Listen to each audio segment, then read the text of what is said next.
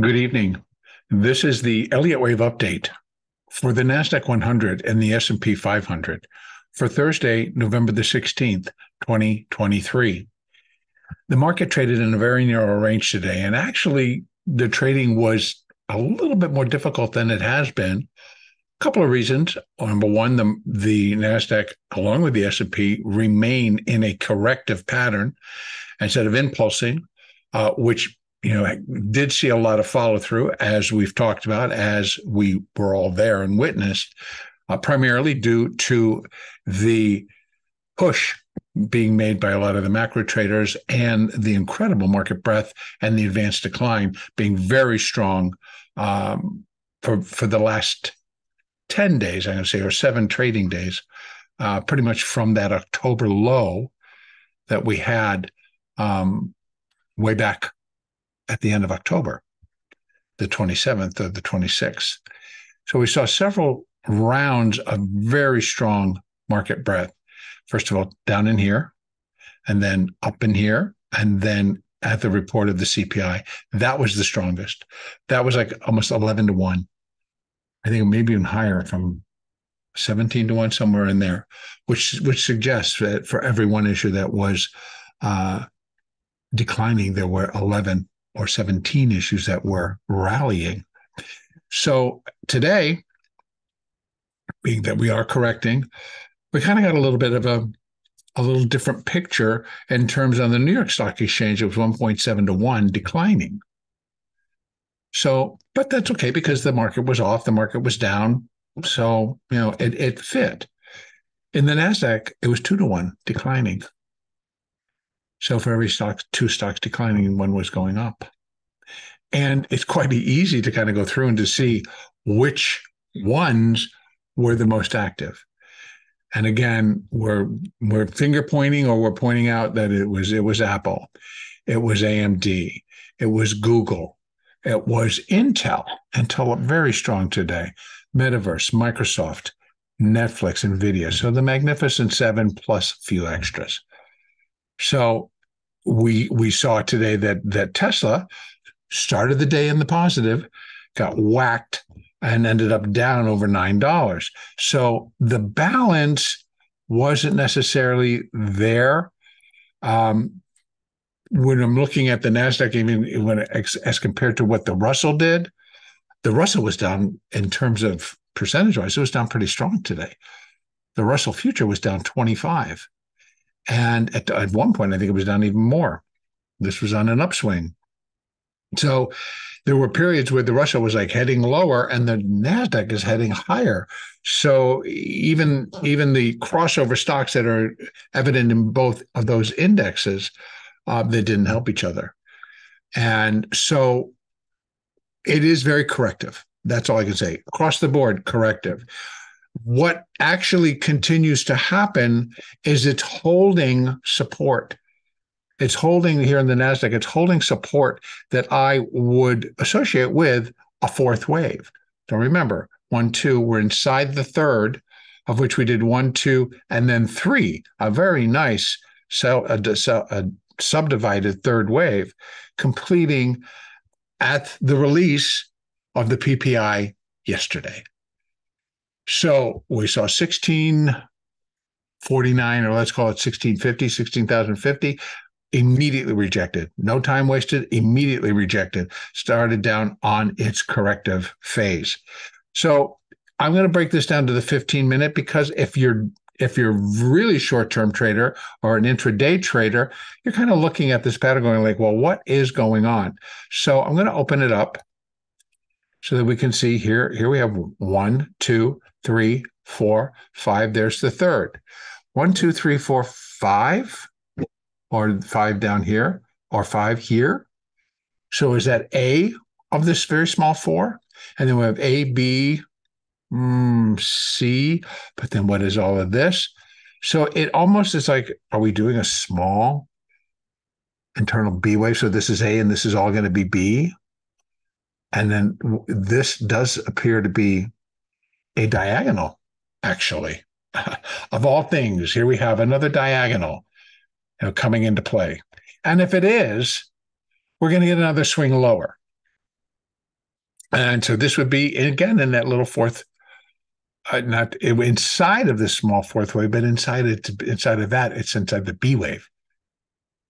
So, and it actually could be the C of the B, right? If this is going to be A, B, and then we get this going, and it just doesn't make sense until right in here, where you can see that triangle form.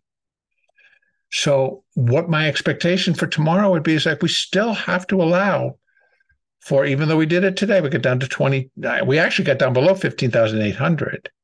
And that was a good thing for the correction.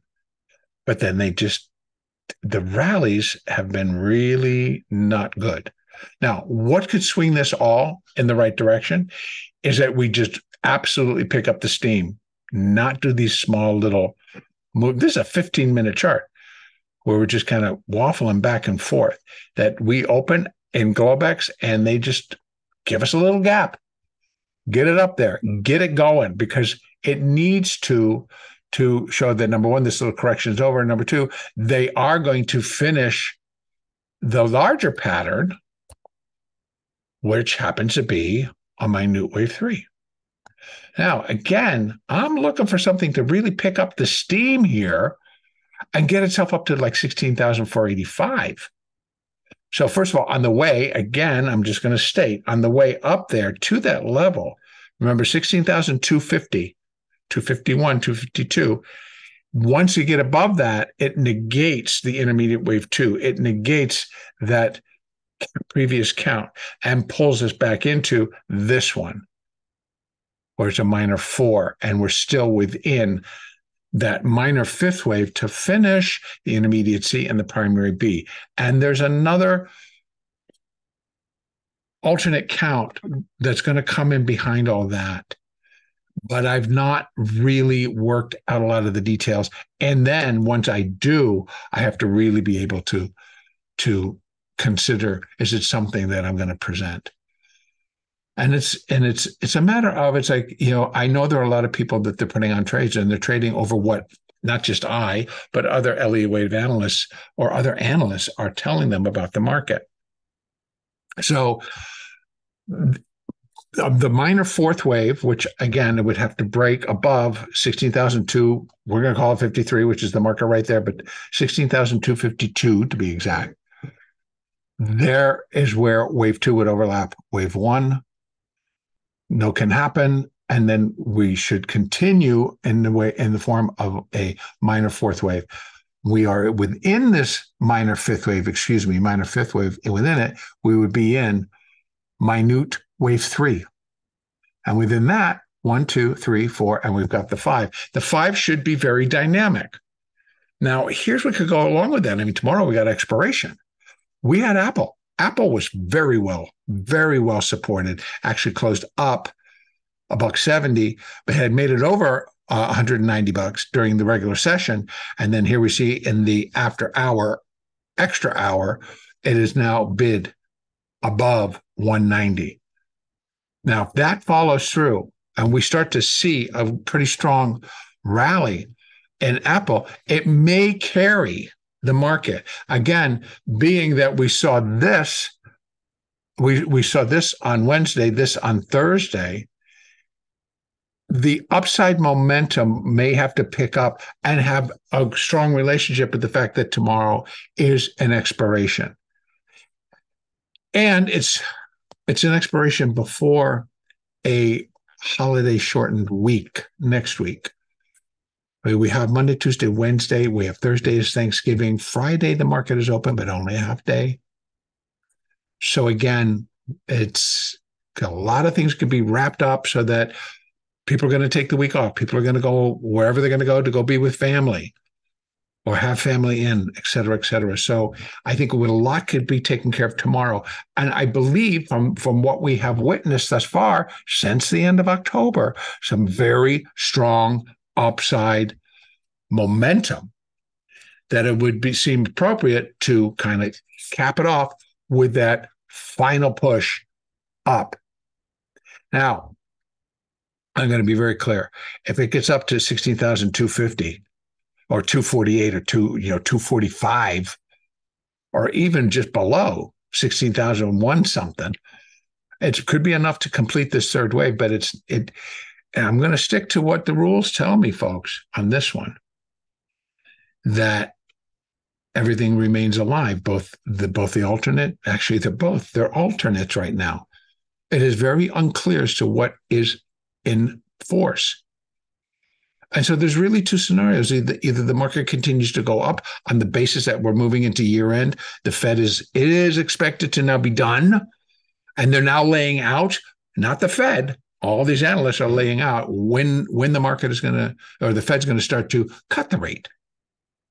June of 2024, May of 2024, July of 2024, all this information is being out. I mean, every bank after bank after bank, the bigger banks are coming out and saying, yep, it does look pretty clear that the Fed should be done raising the rate.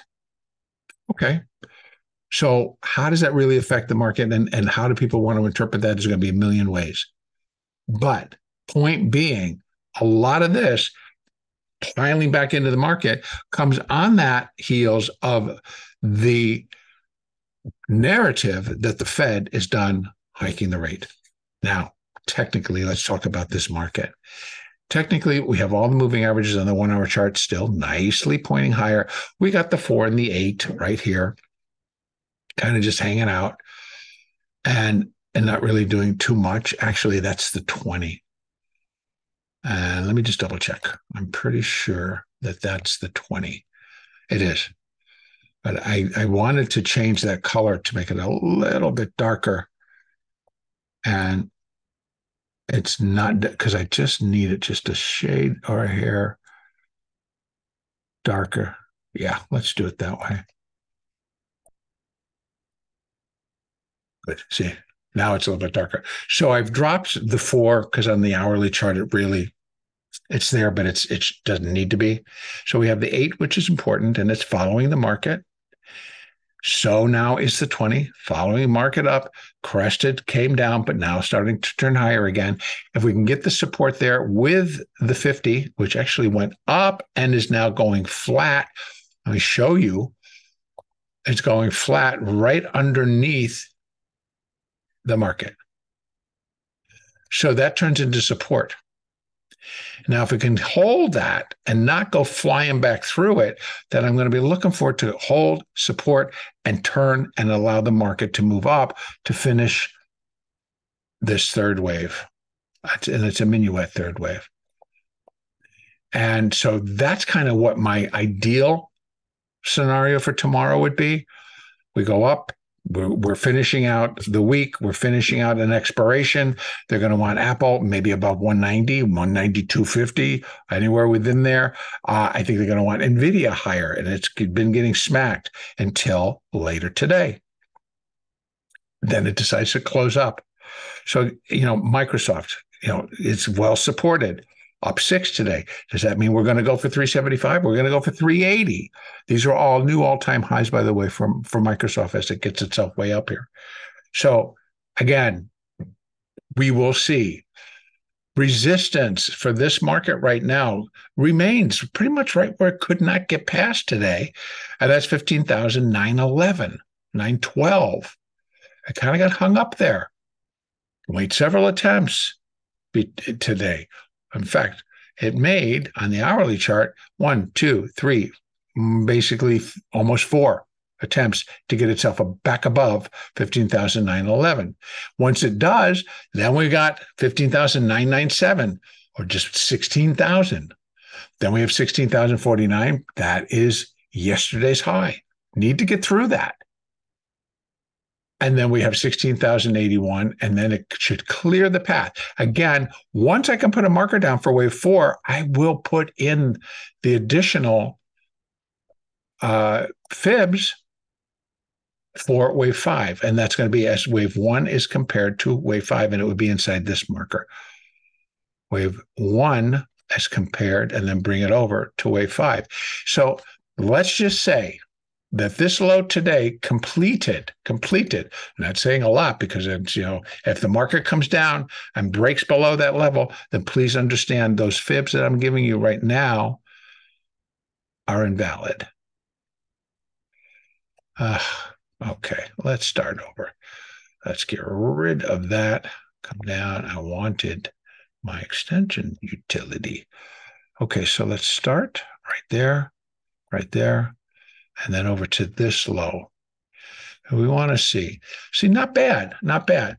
So if we can get it going, folks, have a nice rally tomorrow. First of all, it'll be impulse. Those are easier to trade because you get the follow through on the market. We should have the cooperation that all three of our major indexes are all going in the same direction with the same intensity. And so trading will present much better opportunities. Again, so what we have, first got to get above 912, I'm going to call it. Then we have 15,997 to 16,000. Then we have 16,051. 49 being that high, 51 just being 618 resistance above it.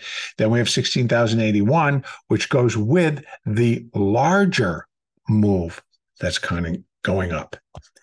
And that is the minor wave 5. Then we have 100%, the equality, where 5 would equal 1.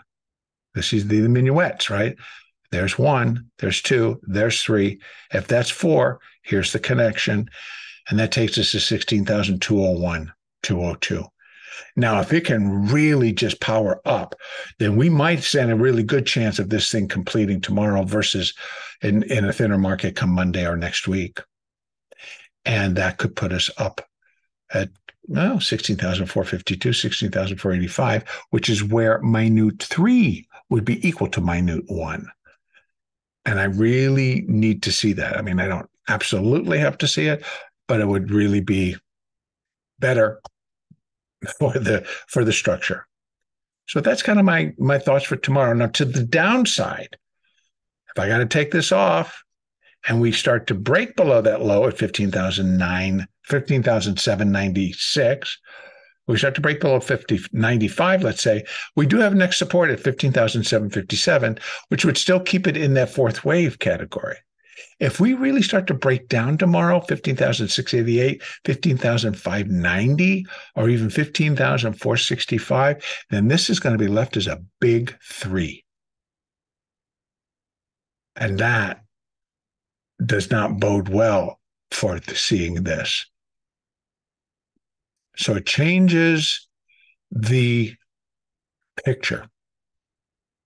So again, if it's going to do it, and it slides without finding the support. I don't necessarily see that tomorrow because I think they'd have to hit a lot of stocks and they're going to be playing against a lot of larger players.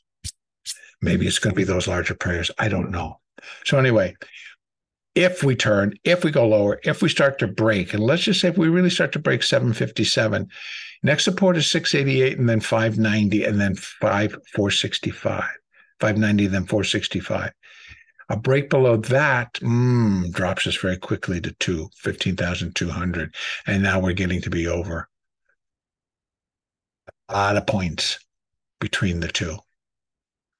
And it changes that bigger picture. And it likely, if it's going to happen, it's just really going to boom, boom, boom, boom, boom, boom, boom. Now, if it just kind of meanders, gets itself down here quick, finds the support, and then jumps and rallies off of it, great. Then we know it's the 4. Right now, we still can't tell that the 4 is done. And these levels are if it is. All right, let's go over and take a look at the S&P. Same deal, except we did come down a little bit. We got down to 4501. That stronger support was, again, just below all of that at 4490. So, and then here, I'm going to break this down so we can see it. Let me open this up a little bit. So here we have this coming down, and then it's left as 3 up. Now I'm hoping it's 1, 2, 3. We did a little bit. We can start getting a 4, and we can call it 1 of 5, right? That this all works out to be wave 4, minuet wave 4. And all of this, if we can get it up and turn it into a 5-wave structure, maybe get back towards that 45, 41, it could be wave 1, sub minuet wave 1, of minuet wave 5, right? So it's just going to, the 5 could break down into its own, and that would be good news for the upside, folks. It would be good news for the upside. First of all, it should propel us above that. We should get above that. We should start heading towards 45.83 to 4,600. Now, I'm not saying this is going to happen tomorrow because it would be quite the rally. This would be 30 points. This would be closing at 20. This would be 60 points. And up here would be 100. Could it do it? Yeah, it really could. Don't forget this week, right here on Wednesday, we saw the S&P up, I think, close to 90. So again, if we get up and get close to all this, you got a shot at that it could be finished. But that would mean we really have to have that strong market breadth. We'd have to have an advanced decline ratio really kind of propelling it, really standing behind and supporting buy. The structure itself could support it because it would be impulsive. Wave 5 is impulsive to the upside. The whole move actually is the third wave, right? Remember? Oops, wrong one. It's a third wave, 1, 2, 3, 4, 5, and the whole thing is impulsive. And so far, pretty nice. So we need it to get up there and finish it off. Once it's done, by the way, and we do have we can stick a minute wave 3 on it, then we're going to get a minute wave 4.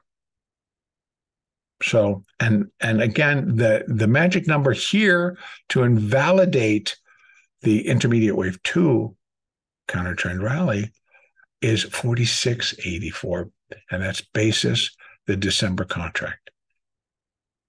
So it still has a way to go, and we'll see. Now, moving averages here, all looking pretty good. Here is where, look at that 50. This is the hourly 50 simple moving average. Just kind of came up and crested and went flat, even though at the end of the day, the market did pretty nice close, right? Last hour after, saw buyers move back in. But that 50 went flat. And there it sits at 45.18, which should provide support. And right underneath it, we have the 8 and the 20, both of them sitting all underneath. So we have 18, 17, and 15. 18, 17, 15. Some pretty good support holding this market to start to propel itself higher. So again, my thoughts for tomorrow is that we should continue to move up.